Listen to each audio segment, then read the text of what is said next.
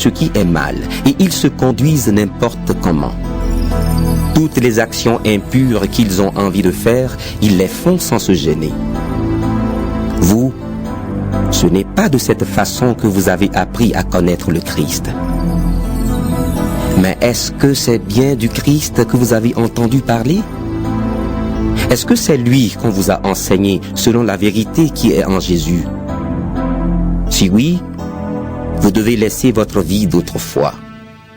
Avant, vous étiez plein de désirs trompeurs qui vous détruisaient.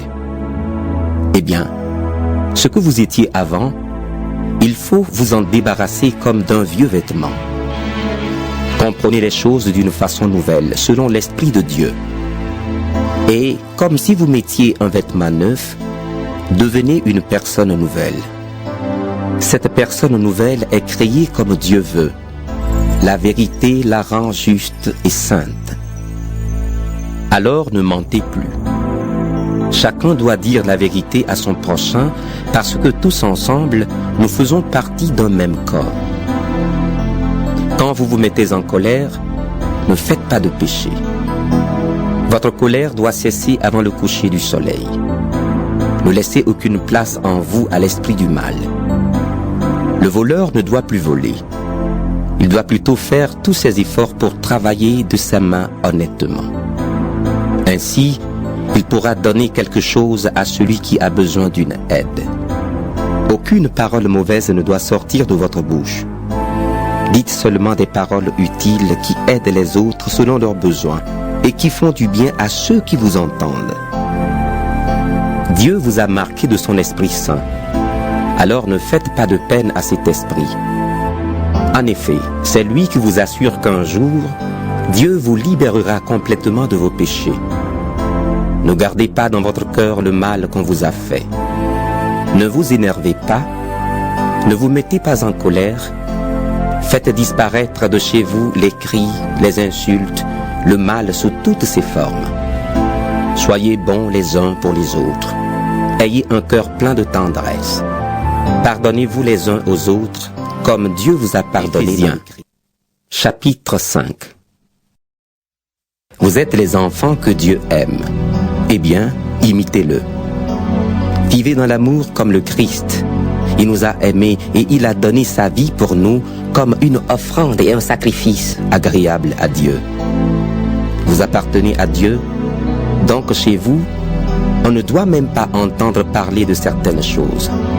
Par exemple, coucher avec n'importe qui, faire toutes sortes d'actions impures, chercher à avoir tout pour soi. Pas de paroles grossières, ni stupides, ni sales. Cela ne se fait pas.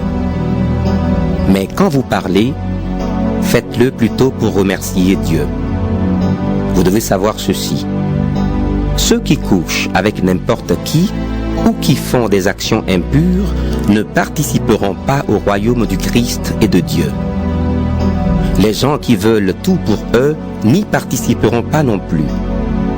En effet, tout vouloir pour soi, c'est une façon d'adorer les faux dieux.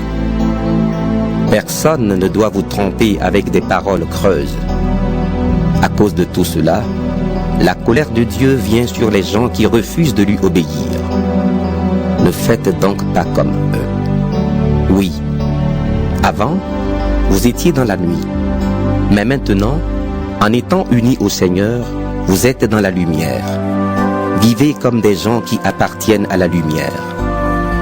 Ce que la lumière produit, c'est toute action bonne, juste et vraie. Cherchez ce qui plaît au Seigneur. Les actions qui appartiennent à la nuit ne produisent rien de bon. N'y participez pas. Au contraire, dénoncez-les. Oui, ce que ces gens-là font en cachette, on a honte d'en parler. Pourtant, quand on dénonce ce qu'ils font, leurs actions apparaissent en pleine lumière. En effet, tout ce qui apparaît clairement devient lumière. C'est pourquoi on dit « Réveille-toi, toi qui dors. Lève-toi du milieu des morts, et le Christ t'éclairera de sa lumière. » Faites bien attention à votre conduite. Ne vivez pas sans réfléchir. Vivez plutôt comme des sages qui savent profiter du temps que Dieu leur laisse. Les jours que nous vivons sont mauvais. C'est pourquoi ne soyez pas stupides, mais comprenez bien la volonté du Seigneur. Ne buvez pas trop de vin. La boisson pousse les gens à se détruire. Mais soyez remplis de l'Esprit Saint. Ensemble, dites des psaumes, des hymnes, des cantiques qui viennent de cet esprit. Chantez les louanges du Seigneur de tout votre cœur. Remerciez Dieu le Père toujours et pour tout, au nom de notre Seigneur Jésus-Christ. Obéissez les uns aux autres par respect pour le Christ. Femmes, obéissez à votre mari comme au Seigneur. Oui, le mari est le chef de sa femme, comme le Christ est le chef de l'Église. Le Christ est le sauveur de l'Église, qui est son corps. Comme l'Église obéit au Christ, une femme doit obéir pour tout à son mari. Marie, aimez votre femme comme le Christ a aimé l'Église. Il a donné sa vie pour elle, afin qu'elle soit sainte. Il l'a rendue pure par l'eau et par la parole. Il a voulu que l'Église se présente devant lui pleine de gloire, sans tache, sans ride, sans aucun défaut. Il a voulu qu'elle soit sainte et sans reproche. À son tour, un mari doit aimer sa femme comme il aime son corps. Aimer sa femme, c'est s'aimer soi-même. Non, personne n'a jamais détesté son corps. Au contraire, on le nourrit, on en prend soin comme le Christ le fait pour son Église. Est-ce que nous ne faisons pas partie du corps du Christ? Dans les livres saints, on lit: C'est pourquoi l'homme quittera son père et sa mère pour s'attacher à sa femme, et les deux deviendront comme une seule personne.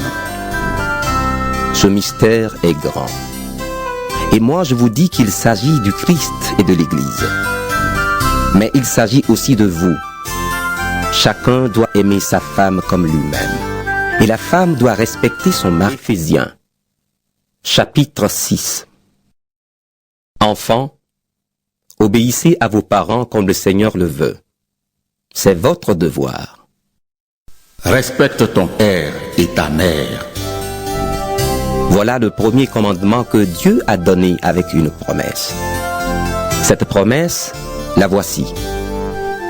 Alors, tu seras heureux et tu vivras longtemps sur la terre.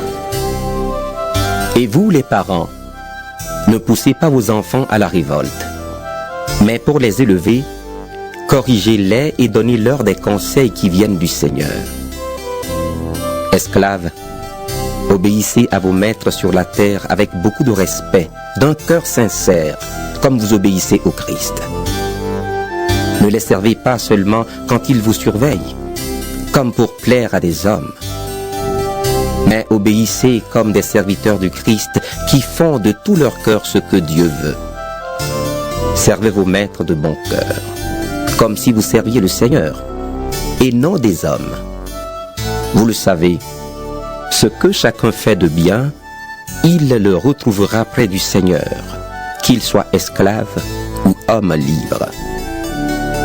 Et vous, les maîtres, agissez de la même façon avec vos esclaves. Laissez de côté les menaces. Vous le savez, vous et eux, vous avez le même maître dans les cieux, et lui, il ne fait pas de différence entre les gens. Enfin, devenez forts avec la force très puissante du Seigneur. Prenez avec vous toutes les armes de Dieu pour pouvoir résister aux pièges de l'esprit du mal. Non, ce n'est pas contre des êtres humains que nous devons lutter, mais c'est contre des forces très puissantes qui ont autorité et pouvoir. Nous devons lutter contre les puissances qui dirigent le monde de la nuit, contre les esprits mauvais qui habitent entre le ciel et la terre. C'est pourquoi prenez toutes les armes de Dieu. Ainsi, dans les mauvais jours, vous pourrez résister et après avoir bien lutté, vous resterez debout. Alors, debout, prenez la vérité comme ceinture, Mettez la justice comme vêtement de combat. Prenez comme sandale l'ardeur pour annoncer la bonne nouvelle de la paix. Toujours et partout, prenez le bouclier de la foi. Avec lui, vous pourrez éteindre les flèches brûlantes de l'esprit du mal. Recevez aussi le casque du salut et l'épée de l'Esprit Saint, c'est-à-dire la parole de Dieu. Priez sans cesse. Faites toutes vos prières et vos demandes par l'Esprit Saint. Soyez bien attentifs et priez toujours fidèlement pour tous les chrétiens. Priez aussi pour moi, afin que Dieu mette sa parole dans ma bouche. Alors j'annoncerai avec courage le mystère de la bonne nouvelle. Je suis le porte-parole de la bonne nouvelle, et pour elle, je suis attaché avec des chaînes. Priez pour que je parle avec courage, comme je dois le faire. Je veux que vous aussi, vous connaissiez ma situation et ce que je fais. Tychik, mon frère et mon ami qui sert fidèlement le Seigneur, vous donnera toutes les nouvelles. Je l'envoie exprès chez vous pour vous dire comment nous allons et pour vous encourager. Que Dieu le Père et notre Seigneur Jésus-Christ donnent aux frères et sœurs chrétiens la paix, l'amour et la foi. Que Dieu bénisse tous ceux qui aiment notre Seigneur Jésus-Christ d'un amour qui ne meurt pas. Lettre de Paul aux chrétiens de Philippe, chapitre 1. Nous, Paul et Timothée, nous sommes les serviteurs du Christ Jésus. Nous écrivons à tous ceux qui appartiennent à Dieu grâce au Christ Jésus, à leurs responsables et à leurs diacres, et qui se trouvent tous à Philippe. Que Dieu notre Père et le Seigneur Jésus-Christ vous bénissent et vous donne la paix. Chaque fois que je pense à vous, je remercie Dieu. Chaque fois que je prie pour vous tous, je prie avec joie parce que vous m'avez aidé à répandre la bonne nouvelle depuis le premier jour jusqu'à maintenant. Je suis sûr d'une chose. Dieu qui a commencé en vous un si bon travail va le continuer jusqu'au bout, jusqu'au jour où le Christ Jésus viendra. J'ai bien raison d'avoir ces sentiments-là pour vous tous, parce que je vous porte dans mon cœur. En effet, vous participez tous au don que Dieu m'a fait, aujourd'hui où je suis en prison, comme hier, quand je défendais la bonne nouvelle et quand je la répandais avec force. Oui, Dieu sait que je dis la vérité. Je vous aime tous avec la tendresse du Christ Jésus. Voici ma prière pour vous. Je demande que votre amour grandisse de plus en plus, qu'il vous aide à voir clair et à comprendre les choses parfaitement. Alors vous pourrez juger ce qui est le mieux, et le jour où le Christ viendra, vous serez purs et sans défaut.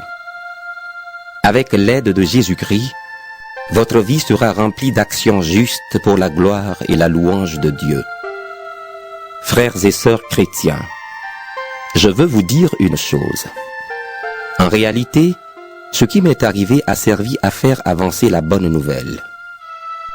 En effet, tous les fonctionnaires du gouverneur et tous les autres savent maintenant que je suis en prison parce que je sers le Christ.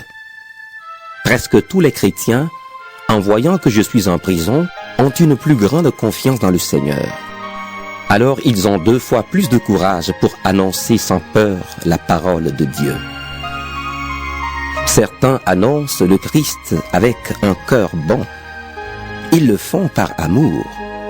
Ils savent que je suis en prison pour défendre la bonne nouvelle. Mais d'autres le font par jalousie.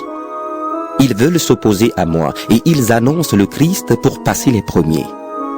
Leurs raisons sont malhonnêtes et de cette façon, ils pensent rendre plus dure ma vie en prison.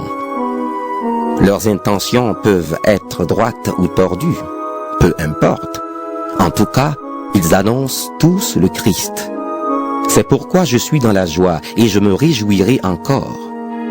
En effet, le résultat, je le connais. Je serai sauvé par votre prière et avec l'aide de l'Esprit de Jésus-Christ.